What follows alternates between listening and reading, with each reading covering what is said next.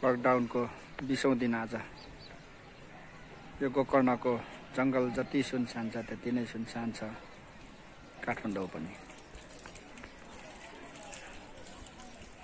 कतै कतै छिटफुटमा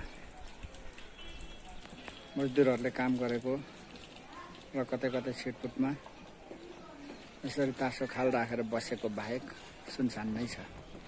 हेर्नुस् त काठमाडौँ मस्त निन्द्रामा छ यो बेला। यहाँ सियो खसे आवाज आउला जस्तै छ।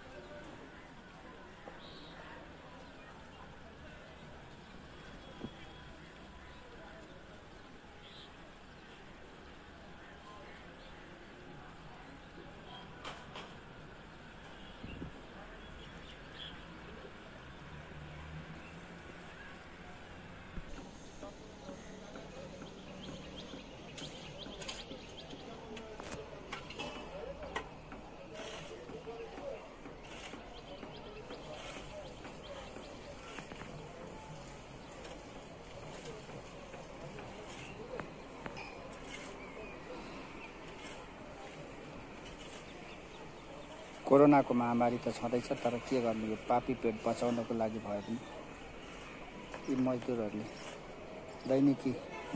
दैनिकी ज्याला नगरिकन बेलुका घाँस खोप्ने ठेगान नभएको कारणले पनि बाध्यतामा काम गरिरहेको छन्।